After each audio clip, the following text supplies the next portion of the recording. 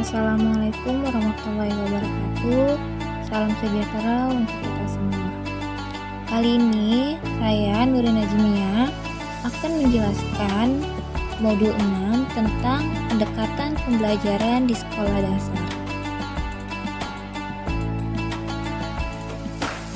Pada modul 6 ini berisi mengenai beberapa pendekatan pembelajaran di sekolah dasar. Dengan mempelajari modul ini, kita dapat menambah pemahaman kita tentang pendekatan pembelajaran. Dengan luasnya pemahaman tentang pembelajaran, kita sebagai guru diharapkan memiliki kearifan dan penyesuaian diri yang baik ketika membelajarkan anak di sekolah. Secara keseluruhan dapat disimpulkan bahwa kita sebagai guru nantinya mampu menyesuaikan diri dengan tujuan dan materi pembelajaran dan dengan karakteristik anak didik. Dengan kata lain, bukan anak didik saja yang penyesuaian dengan guru, melainkan guru pun harus menyesuaikan diri dengan karakteristik anak dan tujuan pembelajaran. Di kegiatan belajar 1, ada pendekatan pembelajaran holistik dan konstruktivisme. Nah, sebelum menjelaskan pendekatan pembelajaran holistik dan pendidikan pembelajaran konstruktivisme, ada baiknya didahului oleh penjelasan hal tentang yang A, ada pengertian dan fungsi pendekatan pembelajaran itu sendiri bagi guru, dan B, pendekatan pembelajaran holistik dan konstruktivisme. A. Pengertian dan fungsi pendekatan pembelajaran bagi guru. Nah, sebelum membahas mengenai fungsi pendekatan pembelajaran bagi guru, kita harus memahami mengenai apa itu pengertian dari pendekatan pembelajaran. Nah, di sini ada pengertian. Menurut Dante 1996, beliau mengemukakan bahwa suatu pendekatan pembelajaran biasanya dibangun atas dasar posisi pemahaman tertentu tentang apa hakikat, fokus yang dipentingkan, bagaimana cara-cara utama pencapaiannya, serta asumsi-asumsi penerapannya. Nah, di sini adapun fungsinya. Fungsi pendekatan pembelajaran adalah memberikan suatu pemahaman tentang sesuatu atau cara pembelajaran yang dianggap efektif dan memberi panduan yang dapat diuji kecocokannya dengan kondisi nyata. Fungsi pendekatan yang dikemukakan oleh Muhammad Surya 2004, yang pertama ada memberikan garis-garis rujukan untuk perancangan pembelajaran. Yang kedua, ada menilai hasil-hasil pembelajaran yang telah dicapai. Yang ketiga, ada mendiagnosa masalah-masalah belajar yang timbul. Dan yang keempat, ada menilai hasil penelitian dan pengembangan yang telah dilaksanakan. Nah, di slide kali ini akan membahas tentang pendekatan pembelajaran holistik dan konstruktivisme. Yang pertama, ada pendekatan holistik. Pendekatan holistik menurut psikologi Gestalt bahwa objek atau peristiwa tertentu akan dipandang oleh individu sebagai suatu keseluruhan yang terorganisasikan. Dengan kata lain, individu akan memberi makna terhadap suatu objek atau peristiwa termasuk dalam pembelajaran jika yang bersangkutan memiliki wawasan pengetahuan yang mendalam atau inti tentang hubungan atau keterkaitan antar unsur dalam suatu keseluruhan. Holistik demikian pula dalam pembelajaran. Produk pembelajaran tidak dilihat dampaknya terhadap salah satu aspek individual anak, melainkan harus dari keseluruhan aspek yang mencakup dimensi fisik, sosial, kognitif, emosi, moral, dan kepribadian. Yang kedua ada pendekatan konstruktivisme. Para penganut konstruktivisme berpendapat bahwa pengetahuan itu dikonstruksi oleh kita yang sedang belajar. Pengetahuan bukanlah kumpulan fakta dari suatu kenyataan yang sedang dipelajari, tetapi merupakan konstruksi kognitif seseorang terhadap objek, pengalaman, maupun lingkungannya. Menurut Paul Suparno 1997, pengetahuan bukanlah sesuatu yang sudah ada di sana dan orang tinggal mengambilnya, tetapi merupakan suatu bentukan terus-menerus dari seseorang yang tiap kali mengadakan reorganisasi karena munculnya pemahaman yang baru.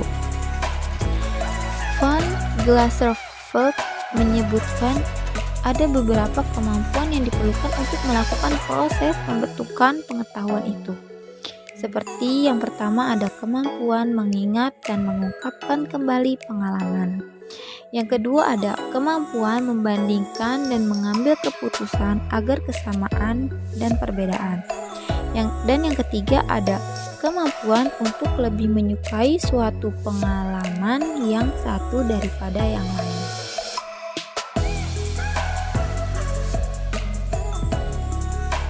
Next, di kegiatan belajar kedua, ada pendekatan belajar experiential learning dan multiple intelligence.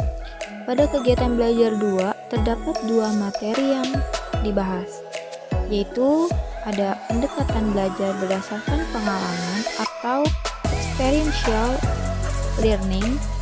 Yang kedua ada pendekatan pembelajaran kecerdasan jamak atau multiple intelligence yang meliputi yang pertama ada konsep dasar multiple intelligence, yang kedua ada pendekatan multiple intelligence dan pembelajaran, yang ketiga ada strategi pembelajaran, dan yang keempat ada multiple intelligence dan manajemen kelas. Oke, di slide kali ini ada pendekatan belajar berdasarkan pengalaman atau experiential learning. Menurut Keaton and Tate atau Siti Juleha 2007, pendekatan experiential learning mengacu pada proses pembelajaran di mana pembelajaran anak berinteraksi secara langsung dengan realitas yang dipelajarinya.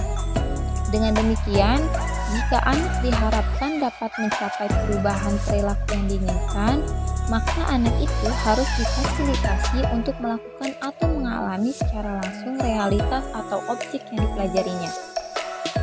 Sedangkan menurut Kolb 1984 mengemukakan bahwa belajar berdasarkan pengalaman menekankan pada hubungan yang harmonis antara belajar, bekerja, serta aktivitas kehidupan dengan penciptaan pengetahuan itu sendiri. Hal ini berarti bahwa segala aktivitas kehidupan yang dialami individu anak merupakan sarana belajar yang dapat menciptakan ilmu pengetahuan. Menurut pendekatan ini, anak bukan pihak luar yang berhadapan dengan ilmu pengetahuan, tetapi pihak yang turut menciptakan ilmu pengetahuan. Bagaimanapun juga, anak harus aktif dalam proses belajar, baik secara fisik maupun secara psikologi. Proses belajar merupakan siklus dari 4 kegiatan, yaitu yang pertama ada anak mengalami pengalaman konsep, yang kedua anak melakukan observasi dan refleksi, yang ketiga ada anak membentuk konsep abstrak dan generalisasi, dan yang keempat ada anak melakukan eksperimentasi atau pengujian konsep dalam situasi baru. Nah, yang kedua ada pendekatan pembelajaran kecerdasan jamak atau multiple intelligence. Yang pertama ada konsep dasar multiple intelligence. Ungkapan Howard Gardner dalam bukunya Promise of Mind yang berbunyi all culture definite intelligence too narrowly merupakan dasar pemikiran munculnya pendekatan multiple intelligence. Ia memandang bahwa ruang lingkup potensi manusia melebihi skor IQ dan tidak terbatas hanya pada kemampuan memecahkan masalah dan menghasilkan produk.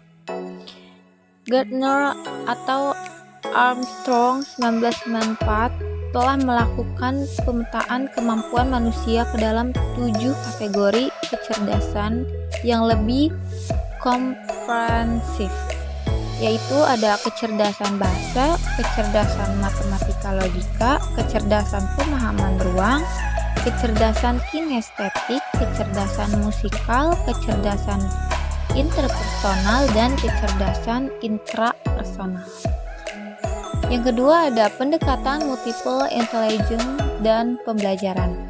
Pendekatan multiple intelligence atau kecerdasan jamak pada dasarnya menekankan hal terbaik yang dapat dilakukan guru di kelas selain menggunakan buku teks dan papan tulis guna membangkitkan pikiran anak. Selain itu, pendekatan ini memberikan pedoman kepada guru dalam memilih metode mengajar yang terbaik disertai prosedur pengembangannya yang melibatkan unsur metode, materi, dan teknik mengajar. Guru yang menerapkan pendekatan multiple intelligence di kelas yang secara kontinu dapat berpindah dari satu metode ke metode yang lain.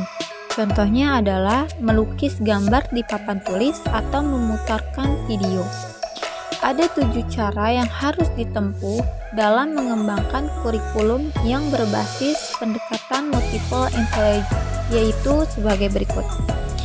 Yang pertama, ada fokuskan topik atau tujuan khusus. Yang kedua, munculkan pertanyaan. Yang ketiga, pertimbangkan segala kemungkinan. Yang keempat, curah pendapat. Yang kelima, pilihlah aktivitas yang cocok.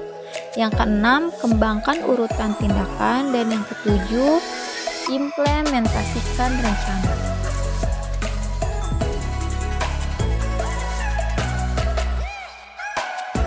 Yang ketiga ada strategi pembelajaran. Pendekatan kecerdasan jamak memberikan peluang kepada guru untuk mengembangkan strategi pembelajaran yang lebih inovatif dalam pendidikan. Tidak ada strategi pembelajaran yang baik untuk semua anak dan semua waktu.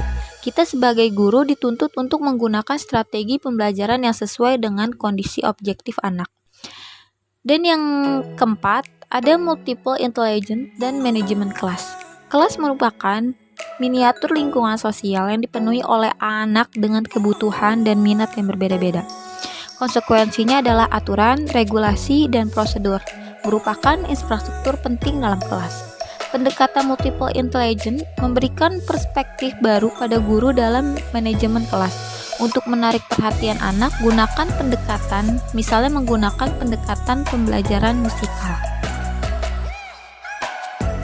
Baiklah, itulah tadi presentasi dari saya.